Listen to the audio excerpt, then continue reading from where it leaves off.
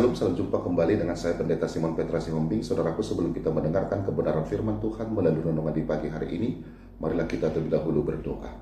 Damai sejahtera Bapa melampaui segala akal, itulah yang memelihara hati dan pikiranmu di dalam Kristus Yesus Tuhan kita. Amin.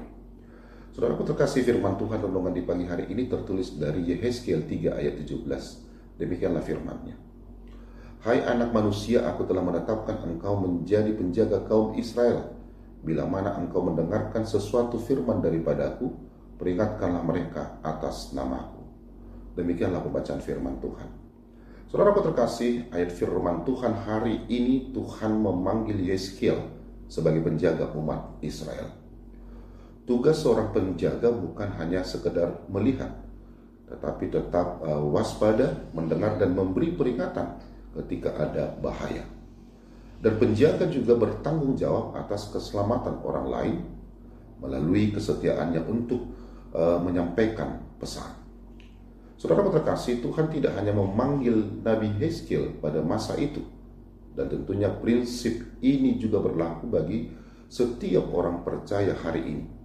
Kita juga dipanggil untuk menjadi penjaga dalam kehidupan kita masing-masing, menjadi penjaga di tengah-tengah keluarga kita, menjadi penjaga di tempat kita bekerja, demikian juga menjadi penjaga di tengah-tengah pelayanan kita dan di dalam lingkungan pergaulan kita. Menjadi penjaga berarti mendengar firman Tuhan terlebih dahulu. Kita tidak bisa menyampaikan kebenaran jika kita sendiri tidak hidup dekat dengan Tuhan.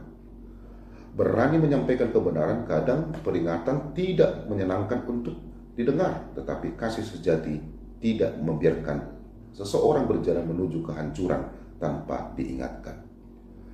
Bertanggung jawab dengan kasih, bukan menghakimi. Tuhan tidak meminta kita menghukum orang lain, melainkan memperingatkan dengan hati yang peduli. Saudaraku terkasih, sering kali kita memilih diam karena takut ditolak, takut sok rohani atau merusak hubungan. Namun ayat firman Tuhan ini mengingatkan bahwa di dalam diam terhadap kebenaran juga sebuah pilihan yang memiliki konsekuensi. Kasih sejati berani berbicara dengan lembut dan hikmat. Menjadi penjaga bukan berarti sempurna, saudaraku, tetapi setia. Tuhan hanya meminta kita taat untuk menyampaikan apa yang benar. Hasilnya tetap berada di tangannya. Amin, marilah kita berdoa. Bapa dalam surga, terima kasih Tuhan untuk firman-Mu yang mengingatkan kami agar kami dapat menjadi orang yang selalu setia seperti penjaga, dan biarlah Tuhan yang memberikan kami kekuatan untuk melakukan itu di tengah-tengah kehidupan kami. Berkati kami di tengah-tengah pelayanan kami dan di tengah-tengah keluarga kami.